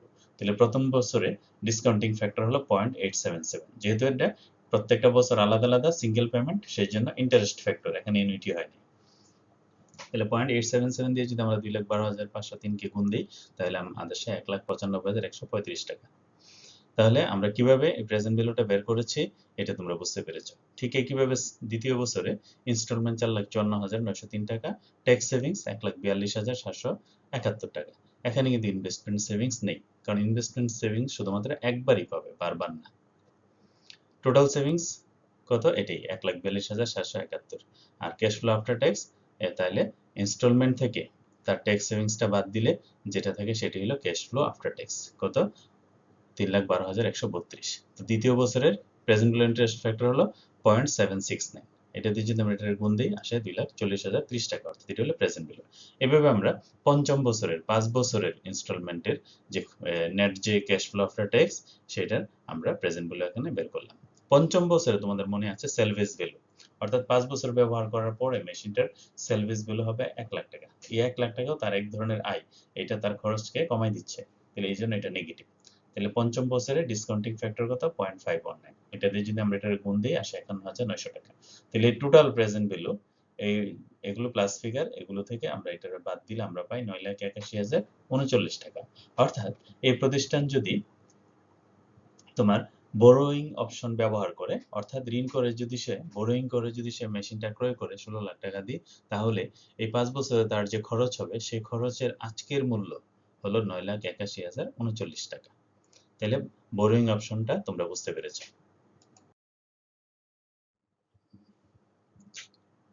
এখন আমরা দেখব present value of lease option. প্রতিষ্ঠানটা যদি বোরোয়িং করে মেশিনটা না কিনে যদি সে লিজ নেয় তাহলে তার কি খরচ হবে। তাহলে লিজের ক্ষেত্রে কিস্তির পরিমাণটা দেয়া আছে কত? 4,35,000 টাকা করে কিস্তি। এবং তোমরা এটা মনে আছে তোমাদের যে লিজের ক্ষেত্রে কিস্তিটা হবে বছরের শুরুতে, মানে 0 ইয়ারে। তার প্রথম কিস্তি হবে 0 ইয়ারে, আর বাকি যে 4টা কিস্তি সেই 4টা কিস্তি হবে 1 থেকে 4 বছরের মধ্যে। তাহলে ইনস্টলমেন্ট হলো 4,35,000। তাহলে মেইনটেনেন্স কস্ট তোমরা এখানে জানো যে এখানে মেইনটেনেন্স কস্ট থাকবে 20,000। এই মেইনটেনেন্স কস্টটা কিন্তু বোরোয়িং অপশনে ছিল না। তাহলে মেইনটেনেন্স কস্ট 20,000, এটা বহন করবে কে? লেসর, অর্থাৎ যার কাছ থেকে লিজ নেওয়া হবে সে বহন করবে। তাইলে তার ইনস্টলমেন্ট থেকে 20,000 কমে যাবে। তাহলে 4,35,000 থেকে 20,000 কমে গেলে হয় 4,15,000। তাহলে টোটাল সেভিংস এখানে 0 ইয়ার, যেহেতু এখানে কোনো ট্যাক্স সেভিংস নাই, তাইলে সিএফএটি কত? 4,15,000। আর যেহেতু প্রথম বছর 0 ইয়ার, তাইলে 0 ইয়ারে ডিসকাউন্টিং রেট 1, তাহলে 1 দিয়ে এটা গুণ দিলে 4,15,000 এটা হলো প্রেজেন্ট ভ্যালু। এরপরে আসো 1 থেকে 4 বছর, এখানে টোটাল 4টা কিস্তি, তাহলে ইনস্টলমেন্ট কিন্তু 4,35,000ই, মেইনটেনেন্স কস্ট 20,000, তাহলে ক্যাশ ফ্লো হলো 4,15,000। টোটাল সেভিংস মানে এখানে ট্যাক্স সেভিংস পাবে সে। ট্যাক্স সেভিংস কত আসে? 1,24,500। তো তোমরা জানো ট্যাক্স সেভিংস এই ক্যাশ ফ্লোটার উপরে ট্যাক্স সেভিংস হিসাব করা হয় কত? 1,24,500। তাহলে এই 1,24,500 যদি আমরা ইনস্টলমেন্ট থেকে আমরা যদি বাদ দিই, 4,35,000 থেকে যদি আমরা বাদ 4,15,000 থেকে যদি আমরা এইটা টোটাল ট্যাক্স সেভিংসটা বাদ দিই, তাহলে আসে 2,90,500 টাকা। তো এই 2,90,500, আর এখানে আমরা লিখবো এই যে 2.914, এটা হলো present value interest factor annuity. Annuity কেন? কারণ এখানে 4 বছরের, এই জন্য এটা এনুইটি। তো এনুইটি দিয়ে যদি আমরা সিএফএটি কে গুণ দিই তাহলে আসে 8,46,515 টাকা। এবং পঞ্চম বছরে তার ট্যাক্স সেভিংসটা কিন্তু সে ঠিকই পাবে, যদিও কিস্তি থাকবে না, মেইনটেনেন্স কস্ট থাকবে না, তাহলে ট্যাক্স সেভিংসটা পাবে। আর ট্যাক্স সেভিংসটা কি করে? তার টোটাল খরচকে কমাই দেয়, আর কমাই দেওয়ার কারণে এটা হলো নেগেটিভ। আর পঞ্চম বছরের ইন্টারেস্ট ফ্যাক্টর হলো 519, এটা কিন্তু এনুইটি না, এটা 1 বছরের। 519 দিয়ে যদি আমরা 1,24,500 কে গুণ দিই তাহলে আসে 64,606 টাকা, 616 টাকা। তাইলে এখন আমরা এই দুইটা যোগ করব, যোগ করে এটা বিয়োগ দিব, আসে কত? 1,96,900 টাকা, 11,96,901 টাকা। তাহলে যদি সে লিজ নেয়, এই প্রতিষ্ঠানটা যদি লিজ গ্রহণ করে, তাহলে তার খরচ হবে 11,96,901 টাকা। তো তোমাদের মনে আছে যদি সে বড় করে, অর্থাৎ ঋণ করে যদি মেশিনটা কিনে, তাহলে তার খরচ হচ্ছে 9,81,039 টাকা। আর যদি লিজ নেয় তাহলে তার খরচ হচ্ছে 11,96,901 টাকা। তাহলে এই ক্ষেত্রে কিন্তু লিজের খরচটা বেশি। আর যেহেতু প্রতিষ্ঠানের লিজের খরচটা বেশি, সেই জন্য এই প্রতিষ্ঠানের লিজ নেওয়া উচিত হবে না, তার উচিত হবে ঋণ নিয়ে মেশিনটা কিনে ফেলা। আর যদি কিনে ফেলে তাহলে তার সেভিংস হবে কত? দেখো, এই যে তার ঋণ নিলে তার খরচ হবে 9,81,039 টাকা, আর লিজ নিলে হবে 11,96,901 টাকা। তাইলে তার নেট অ্যাডভান্টেজ হলো কত? 2,15,862 টাকা। এটা হলো তার নেট অ্যাডভান্টেজ। নেট অ্যাডভান্টেজ হলো 2,15,862 টাকা। তাহলে তার জন্য কি করা উচিত? তার জন্য বোরোইং করে মেশিনটাকে কিনে ফেলাটাই তার জন্য লাভজনক। আশা করি তোমরা এটা বুঝতে পেরেছ।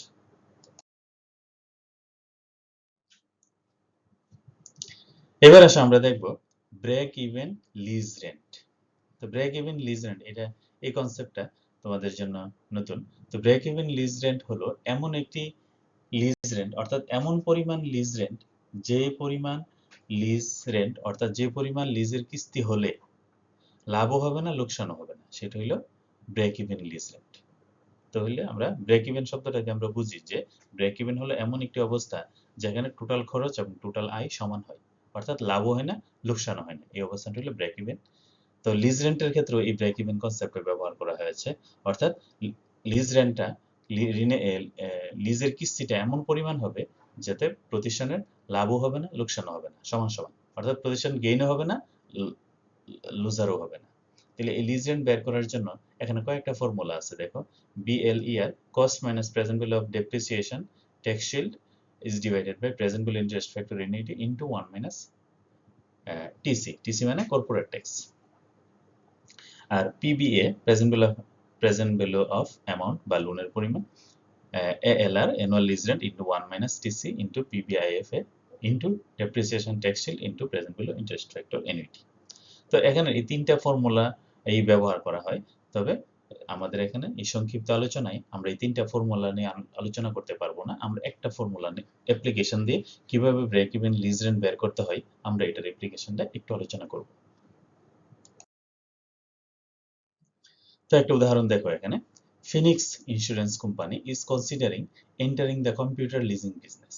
ফিনিক্স ইন্স্যুরেন্স কোম্পানি একটা প্রতিষ্ঠান যে কম্পিউটার লিজিং বিজনেস করতে চাচ্ছে।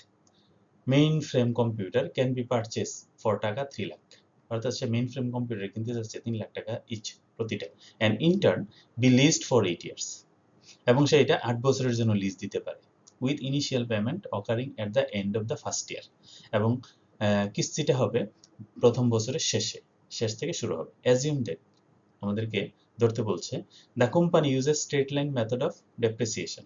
তাহলে ডেপ্রিসিয়েশনের ক্ষেত্রে স্ট্রেট লাইন মেথড ব্যবহার করে থাকে। Maintenance cost per year 15,000, corporate tax 35%, internal rate of return 15%। এই ইন্টারনাল রেট অফ রিটার্ন দিয়ে আমরা কি করব? ডিসকাউন্টিং করব। Salvage value end of the 8th year টাকা 40,000, তাহলে সেলভেজ ভ্যালু দেওয়া আছে 40,000। You are required to calculate, তোমাকে হিসাব করে বের করতে হবে কি annual lease rent, lease rent কত, অ্যানুয়াল ডেপ্রিসিয়েশন কত, অ্যানুয়াল ট্যাক্স সেভিংস কত, present value of lease rent কত, net present value of lease rent কত, net present value of lease rent to the view point of lessee, অর্থাৎ লেসির view point থেকে net present value of lease rent কত সেটা বের করতে হবে, এবং সর্বশেষ বের করতে হবে break even lease rent. Break even lease rent কত এটা বের করতে হবে। তাহলে আমাদের মূল টার্গেট হলো মূলত ব্রেক ইভেন লিজ রেন্ট বের করা, আর বাকিগুলোর তো আমরা বের করতে পারি, তারপর আমরা একটু সংক্ষেপে আলোচনা করে যাব। যেহেতু আমাদের এই লেকচারে আসলে এতগুলো কনসেপ্ট এক্সপ্লেন করাটা একটু জটিল, সেই জন্য আমরা একটু দ্রুত যাচ্ছি। তাহলে প্রথমে আসো অ্যানুয়াল লিজ রেন্ট কিভাবে বের করতে হয়। যেহেতু কিস্তিটা বছরের শুরুতে, কিস্তিটা বছরের শেষে, সেই জন্য আমরা এখানে এই ফর্মুলাটা ব্যবহার করছি। তাহলে অ্যানুয়াল লিজ রেন্ট দেখো এখানে অ্যানুয়াল লিজ রেন্টের ক্ষেত্রে যে সেলভেজ ভ্যালুটাকে কিন্তু এখানে বিবেচনায় আনা হচ্ছে, সেলভেজ ভ্যালু। তাহলে প্রেজেন্ট ভ্যালুটা কত? 3 লাখ। আর অ্যানুয়াল লিজ রেন্ট আমরা জানি না, এটা আমরা বের করব এ। আর আয়ের মান আমরা জানি কত? 15%। আর বছর কত? 8 ইয়ার্স, এই জন্য 8। আর সেলভেজ ভ্যালু কত? 40,000। তাহলে 14,000 এর আজকের মূল্য কত? 8 বছর পরে আমি 40,000 টাকা পাবো সেলভেজ ভ্যালু হিসেবে। এটার আজকের মূল্য কত?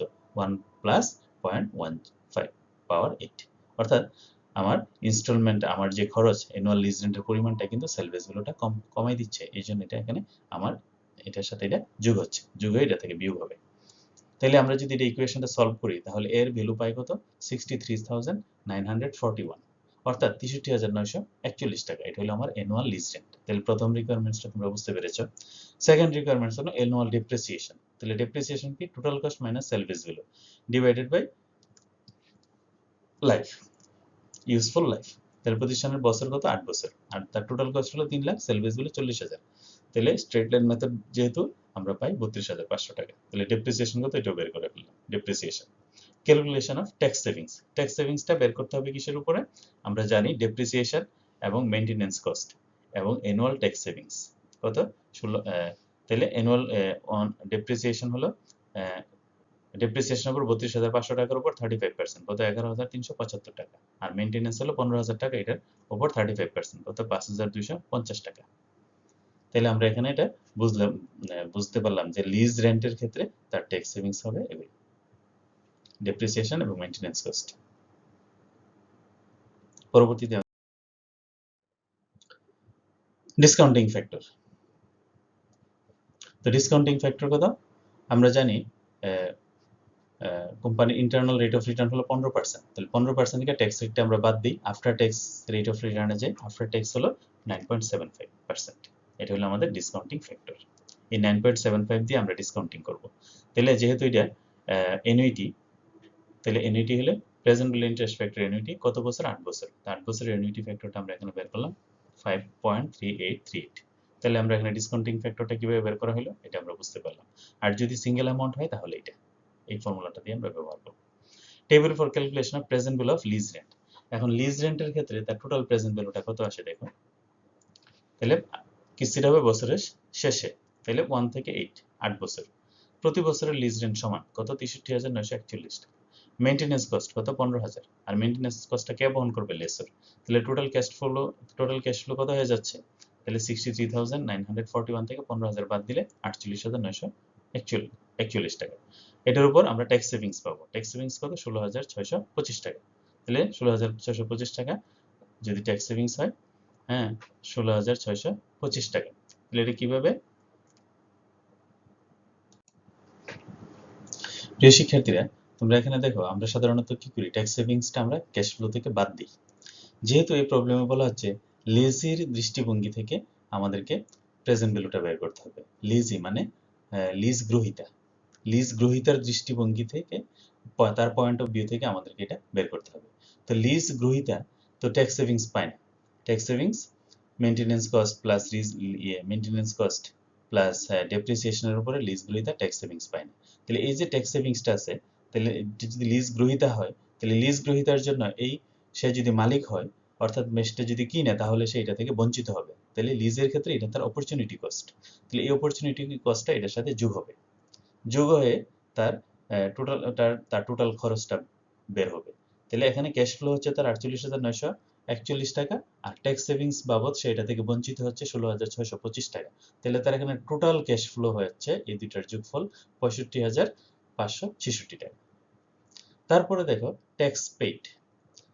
ট্যাক্স পেইড অর্থাৎ যদি লেসির পয়েন্ট অফ ভিউ থেকে আমরা আলোচনা করি, তাহলে ট্যাক্স পেইড কিন্তু সে এটার উপর ট্যাক্স পে করতে হবে। অর্থাৎ ট্যাক্স পে করলে তার এই নেট ক্যাশ ফ্লো আরো কমে যাবে। 63,941 টাকার উপর যদি সে ট্যাক্স পে করে, তো এই ট্যাক্স পে করলে ট্যাক্স বাবদ তার যাবে 22,379 টাকা।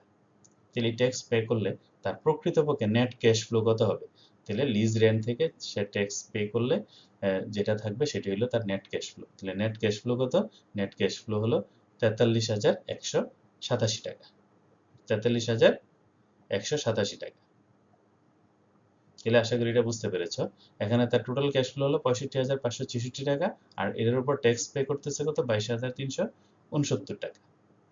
এই ট্যাক্স পেডটা কোথায় থেকে বের করবে?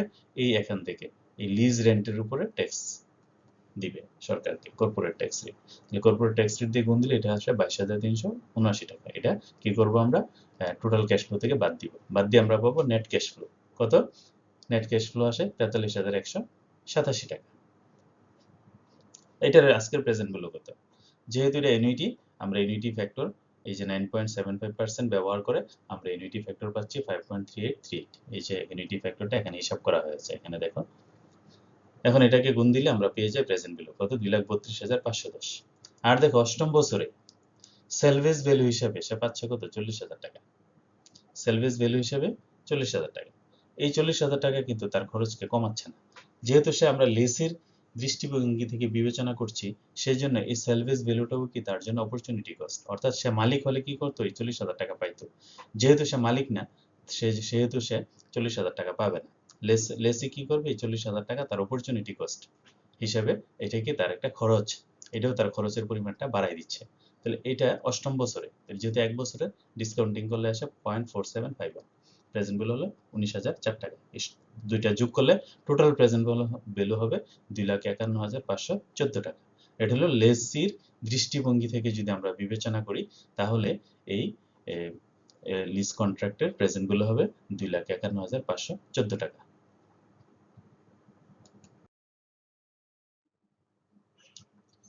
এবার আসো net present value of lease rent. আমরা নেট প্রেজেন্ট ভ্যালু বের করি। তাহলে present value of net cash flow আমরা পেয়েছি 2,51,514 টাকা, আর আমাদের প্রেজেন্ট ভ্যালু অফ এনসিও দেয়া আছে কত? 3 লাখ টাকা। অর্থাৎ কোম্পানি যদি কম্পিউটারটা কিনে তাহলে তার কত খরচ হবে? 3 লাখ টাকা। তাহলে সেই ক্ষেত্রে তার present value of NCF net cash flow অর্থাৎ লেসির দৃষ্টিভঙ্গি থেকে যদি আমরা বিবেচনা করি, তাহলে তার লোকসান হচ্ছে কত? 48,486 টাকা। অর্থাৎ তার খরচ হবে 3 লাখ টাকা, কিন্তু তার আয় হচ্ছে 2,51,514 টাকা। দেখো এখানে মানে দুইটা খরচের মধ্যে পার্থক্য দেখো। কেনার ক্ষেত্রে তার কিন্তু মানে সে যদি কিনে তাহলে তার কিন্তু খরচ বেশি পড়বে কত? 48,486 টাকা। তাহলে এই 48,486 টাকা তার লোকসান হচ্ছে যদি আমরা লেসির পয়েন্ট অফ ভিউ থেকে বিবেচনা করি। তাহলে আমরা কি করব? এখানে দেখো মেইনটেনেন্স কস্টের উপরে আমরা ট্যাক্স সেভিংস, মেইনটেনেন্স কস্ট কত? 15,000 টাকা। তো আমরা যদি এখানে কর্পোরেট ট্যাক্স রেট বিবেচনা করি, তাহলে আফটার ট্যাক্স মেইনটেনেন্স কস্ট কত? এটা হলো 9,750 টাকা। আচ্ছা দেখো এটা কিভাবে আমাদের কাজে লাগবে। দেখো এখানে calculation of NPV of lease rent to the view point of leasing. ঠিক একইভাবে এখানে আমরা এটা আলোচনা করেছি অলরেডি। ইয়ার, তারপরে লিজ রেন্ট, তারপরে maintenance cost, cash flow after tax, depreciation, তারপরে total cash flow, maintenance cost, tax savings, তারপরে net cash flow, present value of factor, present value interest factor, তারপরে প্রেজেন্ট ভ্যালু। তাহলে দেখো এখানে lease rent কত ছিল? 63,914 টাকা। মেইনটেনেন্স কস্ট কত? মেইনটেনেন্স কস্ট 22,379 টাকা। তাহলে টোটাল ক্যাশ ফ্লো কত? মেইনটেনেন্স কস্ট যদি লিজ রেন্ট থেকে আমরা বাদ দিই তাহলে আসে 41,562 টাকা। আর ট্যাক্স সেভিংস ডেপ্রিসিয়েশনের উপরে 11,375 টাকা। তাহলে এটা যদি আমরা ডেপ্রিসিয়েশন ট্যাক্স সেভিংস যদি আমরা এটার সাথে যদি যোগ করি তাহলে আসে 52,937 টাকা। তারপরে মেইনটেনেন্স কস্ট ট্যাক্স সেভিংস আসে 9,750 টাকা। তাহলে এটা যদি আমরা এটা থেকে যদি বিয়োগ দিই তাহলে আসে 43,187 টাকা। তো এটার প্রেজেন্ট ভ্যালু যদি আমরা বের করি তাহলে আসে 2,32,514 টাকা, 10 টাকা। আর 8 ইয়ার্স এর সেলভেজ ভ্যালু যেহেতু 40,000, এই 40,000 আমরা প্রেজেন্ট ভ্যালু ইন্টারেস্ট ফ্যাক্টর করলাম প্রায় 19,004 টাকা, অর্থাৎ 2,51,514।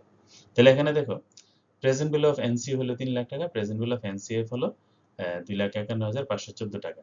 তাহলে এখানে এটার কি তার এনসিও থেকে এনসিএফ কি ছোট, অর্থাৎ এনসিওটা বড়, নেট ক্যাশ আউটফ্লোটা বড় হচ্ছে। তাহলে এটাও কি এটা তার জন্য কি বেশি খরচ হচ্ছে, খরচের পরিমাণটা এনসিও অর্থাৎ কিনলে খরচ বেশি হচ্ছে। আশা করি তোমরা এই স্লাইডটা বুঝতে পেরেছো। এবার আসো ব্রেক ইভেন লিজ রেন্ট। আমাদের মূল বিষয় হলো ব্রেক ইভেন লিজ রেন্ট। তাহলে ব্রেক ইভেন লিজ রেন্ট তার খরচ কত? 3 লাখ টাকা। আর present value interest factor annuity, তাহলে present value interest factor annuity আমরা বের করেছি পূর্ববর্তী স্লাইডে 5.3838। ব্রেক ইভেন লিজ রেন্ট এটা আমরা জানি না। মেইনটেনেন্স কস্ট আমরা জানি কত? 15,000। ডেপ্রিসিয়েশন এটাও জানি কত? 32,500। তারপর 1 মাইনাস ট্যাক্স রেট, তাহলে 1 মাইনাস ট্যাক্স রেট কত? 35%। সেলভেজ plus সেলভেজ value into present value interest factor, সেলভেজ value আমরা জানি কত? 40,000। আর প্রেজেন্ট ভ্যালু ইন্টারেস্ট ফ্যাক্টর হলো 0.4751। কত বছরের? এটা অষ্টম বছরের। তাহলে আমরা এটা বের করলাম। এখন আমরা যদি এই ইকুয়েশনটা সলভ করি, দেখুন সবগুলো মানই আমরা জানি, শুধু বিইএলআর এর মানটা আমরা জানি না। তাহলে এই ইকুয়েশনটা যদি আমরা সলভ করতে করতে এখানে আসি, তাহলে দেখো এখানে বিইএলআর হচ্ছে কত? 77,797 টাকা। অর্থাৎ এই কোম্পানির যদি অ্যানুয়াল লিজ রেন্ট যদি 77,797 টাকা হয়, তাহলে কোম্পানির লাভও হবে না, লোকসানও হবে না, অর্থাৎ তার 3 লাখ টাকাই অর্জন হবে। আমরা পূর্ববর্তী স্লাইডে দেখেছি যে present value of NCF net cash flow কিন্তু 3 লাখ টাকা হচ্ছে না, কম হচ্ছে। কারণ কি? কারণ হলো তার কিস্তির পরিমাণটা কম।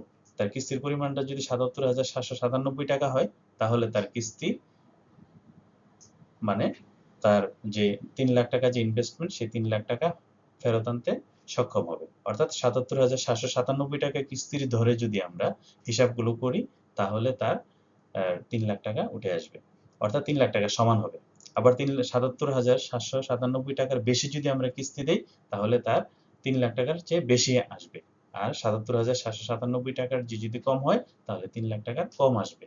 তাহলে এই ৭৭,৭৯৭ টাকা হলো তার ব্যালেন্স, অর্থাৎ ব্রেক ইভেন পয়েন্ট ৭৭,৭৯৭ টাকা। তাহলে এই ব্রেক ইভেন এর এই ফর্মুলাটা ব্যবহার করে তোমরা ব্রেক ইভেন লিজ রেন্ট বের করতে পারো। আশা করি তোমরা এটা বুঝতে পেরেছো। সুপ্রিয় শিক্ষার্থীরা, এখন আমরা দেখব problems and prospects of leasing. তো প্রথমে আমরা দেখব প্রবলেমস অফ লিজিং। লিজিং এর ক্ষেত্রে কি কি প্রবলেম বিদ্যমান আছে সে বিষয়গুলির উপর আমরা একটু টাচ করব। যেহেতু আমাদের সময় কম, আমরা স্বল্প সময়ের মধ্যে এটা আলোচনা করার চেষ্টা করব সংক্ষিপ্তভাবে। তো প্রথমে প্রবলেমসগুলির মধ্যে প্রথমেই আছে আনহেলদি কম্পিটিশন, অর্থাৎ লিজিং কোম্পানিগুলোর মধ্যে যে কম্পিটিশন, সেই কম্পিটিশনটা সুস্থ মানে ভালোভাবে কম্পিটিশন দেখা যাচ্ছে না, অর্থাৎ কম্পিটিশনটা হেলদি হচ্ছে না। অর্থাৎ পূর্ণ প্রতিযোগিতামূলক বাজারে যে ধরনের কম্পিটিশন থাকার কথা, এখানে আসলে সেই ধরনের কোনো কম্পিটিশন দেখা যায় না। এটা আনহেলদি কম্পিটিশন বিরাজ করছে। ল্যাক অফ কোয়ালিফাইড পার্সন, এটা আরেকটা প্রবলেম, যে লিজিং ব্যবসা পরিচালনার জন্য যে ধরনের কোয়ালিফাইড পার্সোনাল প্রয়োজন, সেই ধরনের কোয়ালিফাইড পার্সোনালের শর্টেজ রয়েছে। থার্ড হলো ট্যাক্স কনসিডারেশন বা ইনএডিকুয়েট ট্যাক্স বেনিফিটস। সরকার যে ট্যাক্স কনসিডারেশন দিচ্ছে লিজিং ব্যবসার ক্ষেত্রে, সেখানে ট্যাক্স কনসিডারেশনটাও ইনএডিকুয়েট। বিশেষ করে ডেভেলপ কান্ট্রিগুলোতে যে ধরনের ট্যাক্স কনসিডারেশন দেওয়া হয়, সেই ক্ষেত্রে আমাদের মতো ডেভেলপিং কান্ট্রিগুলোতে সেই সুযোগ সুবিধা অত্যন্ত অপ্রতুল। এটাও একটা প্রতিবন্ধকতা হিসেবে বিবেচনা করা হয়। Accounting problem. তো অ্যাকাউন্টিং প্রবলেমটা কি? অ্যাকাউন্টিং প্রবলেম হচ্ছে লিজিং সংক্রান্ত যে হিসাবগুলো আছে, সেখানে ইন্টিগ্রেটেড কোনো সিস্টেম নেই। অর্থাৎ অ্যাকাউন্টিং স্ট্যান্ডার্ডের ক্ষেত্রে ইন্টিগ্রেটেড, অর্থাৎ বিশেষ করে ব্যালেন্স শিট তৈরির ক্ষেত্রে বা ইনকাম স্টেটমেন্ট তৈরির ক্ষেত্রে যৌথ মূলধনী কোম্পানিগুলো যে ধরনের সিস্টেম বা ইন্টিগ্রেটেড অ্যাকাউন্টিং স্ট্যান্ডার্ড ব্যবহার করে, লিজিং কোম্পানিগুলোর ক্ষেত্রে সাধারণত এই ধরনের ইন্টিগ্রেটেড সিস্টেমের ঘাটতি রয়েছে। Rigid procedure for import. ইম্পোর্টের ক্ষেত্রে লিজিং কোম্পানিগুলো যে ইম্পোর্ট প্রসিডিউর, সেই ইম্পোর্ট প্রসিডিউরটাও হেলদি হিসেবে বিবেচিত হচ্ছে না। এগুলো রিসার্চে দেখা গেছে যে এই রিজিড প্রসিডিউরের কারণে লিজিং কোম্পানিগুলো বিভিন্ন ধরনের প্রবলেম ফেস করে থাকে। Management problem, lack of expertise, অর্থাৎ লিজিং কোম্পানিগুলোতে ম্যানেজমেন্টে যারা আছে, টপ লেভেল ম্যানেজমেন্টে তারা আছে, তারা লিজিং ব্যবসাতে বা লিজিং সংক্রান্ত বিষয়ে মূলত এক্সপার্টাইজ তাদের কম থাকে। তো এইটাও ম্যানেজমেন্ট প্রবলেমও একটা প্রবলেম হিসেবে রিসার্চে দেখা গেছে। গভর্নমেন্ট পলিসিস, সর্বোপরি সরকারের যে গভর্নমেন্ট পলিসিস বা গভর্নমেন্ট রেগুলেশন, সেই রেগুলেশনগুলো লিজিং ব্যবসা এক্সপিডিয়েট করার জন্য বা লিজিং ব্যবসাকে ত্বরান্বিত করার জন্য সাফিসিয়েন্ট ভূমিকা পালন করছে না। তো এখানে এই যে প্রবলেমগুলো আইডেন্টিফাই করা হয়েছে, এই প্রবলেমগুলো সাধারণত রিসার্চ প্রবলেম, বিভিন্ন রিসার্চ থেকে এই প্রবলেমগুলো আমরা আইডেন্টিফাই করেছি। এখন আমরা দেখব prospects of lease financing. Lease financing যে বিজনেস, তার প্রসপেক্টস কি? আমাদের দেশে লিজ ফাইন্যান্সিং এর it has a great prospects. রিসার্চে দেখা গেছে যে লিজিং ব্যবসার আমাদের দেশে গ্রেট অর্থাৎ বিশাল একটা প্রসপেক্ট রয়েছে। It is convenient and flexible financing option can play vital role in the process of industrial development. শিল্প উন্নয়ন করার জন্য বা শিল্পোন্নত ভূমিকা পালন করার জন্য লিজিং কোম্পানিগুলো একটা ভাইটাল রোল প্লে করে থাকে। তাহলে এই ভাইটাল রোল প্লে করার জন্য ভালো লিজিং কোম্পানি থাকা অত্যন্ত আবশ্যক। তো কাজেই লিজিং ব্যবসায় একটা উজ্জ্বল ভবিষ্যৎ বাংলাদেশে রয়েছে। The leasing industry has taken a central stage with the government and public sector undertaking are looking to industry to finance railway, telecommunication, transport, power, infrastructure sectors. অর্থাৎ এই যে সেক্টরগুলো আছে, বিশেষ করে ইন্ডাস্ট্রি বিল্ডিং, ইন্ডাস্ট্রি তৈরির ক্ষেত্রে, ইন্ডাস্ট্রি তৈরির ক্ষেত্রে, তারপর রেলওয়ে, টেলিকমিউনিকেশন, ট্রান্সপোর্ট, পাওয়ার, ইনফ্রাস্ট্রাকচার, এগুলির ক্ষেত্রে লিজ ফাইন্যান্সিং জড়িত প্রতিষ্ঠানগুলো অত্যন্ত গুরুত্বপূর্ণ ভূমিকা পালন করতে পারে। The infrastructure financing so crucial for an economic growth. বলা হচ্ছে যে ইনফ্রাস্ট্রাকচার ফাইন্যান্সিং এ লিজিং কোম্পানিগুলো অত্যন্ত গুরুত্বপূর্ণ ভূমিকা পালন করতে পারে। কারণ হলো ইনফ্রাস্ট্রাকচার ফাইন্যান্সিং এ লিজিং কোম্পানিগুলো ইকোনমিক গ্রোথের ক্ষেত্রে তাদের যে সাপোর্ট, সে সাপোর্ট দিয়ে একটি দেশের অর্থনীতিকে এগিয়ে নিতে পারে। Leasing today accounts for 6% of the total capital investment. বলা হচ্ছে যে বর্তমানে টোটাল ক্যাপিটালের মাত্র একটি ন্যূনতম অংশ 6% মাত্র লিজিং কোম্পানিগুলো ইনভেস্ট করছে। It will play a significant role to account for at least 15% of gross capital formation. বলা হচ্ছে যে এই লিজিং কোম্পানিগুলো ক্যাপিটাল ফরমেশনে 15% ভূমিকা পালন করতে পারে।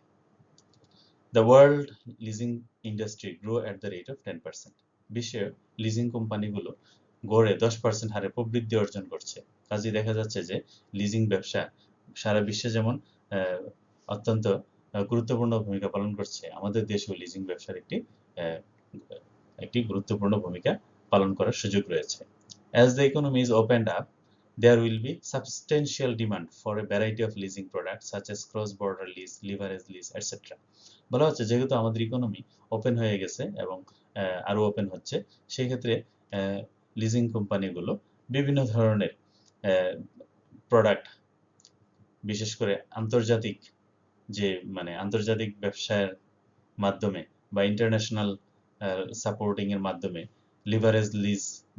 লিভারেজ লিজ পদ্ধতি গ্রহণ করে এরা অনেক দামি দামি যে মেশিনারিজ বা ইকুইপমেন্ট এই সাপোর্টগুলো আমাদের ইন্ডাস্ট্রিগুলোকে দিতে পারে এবং এর মাধ্যমে ইন্ডাস্ট্রিগুলো খুব সহজে ক্যাপিটাল মেশিনারিজ সংগ্রহ করতে পারে। তো মূলত দেখা যাচ্ছে কি প্রবলেমও আছে, প্রসপেক্টসও আছে। তো প্রবলেমের ক্ষেত্রে লিজিং কোম্পানিগুলোর প্রসপেক্টই মূলত বেশি। তাহলে এই লেকচারে লিজ ফাইন্যান্সিং এর উপর আমরা আলোচনা করার চেষ্টা করেছি। আসলে লিজ ফাইন্যান্সিং একটি বিশাল একটি গুরুত্বপূর্ণ একটি চ্যাপ্টার এবং এখানে অনেক ধরনের টপিক রয়েছে। এই স্বল্প পরিসরে সবগুলি টপিকের উপর গুরুত্ব দিয়ে আলোচনা করা আসলে সম্ভব না। এখানে অনেকগুলো কনসেপ্ট আছে যে কনসেপ্টগুলো আমাদের মধ্যে কনফিউশন সৃষ্টি করে। তবে এখানে চেষ্টা করা হয়েছে তোমাদের কনফিউশনগুলো মিনিমাইজ করার জন্য। তবে আশা করি এই লেকচারটা তোমরা প্রথম থেকে শেষ পর্যন্ত শুনেছ এবং লিজিং সংক্রান্ত যে বেসিক বিষয়গুলো আছে এই বেসিক বিষয়গুলো তোমরা বুঝতে পেরেছো এবং তোমাদের কনসেপ্ট ক্লিয়ার হয়েছে। তো ধৈর্য ধরে এই লেকচারটি শোনার জন্য সবাইকে অসংখ্য ধন্যবাদ। সবাই ভালো থাকবেন।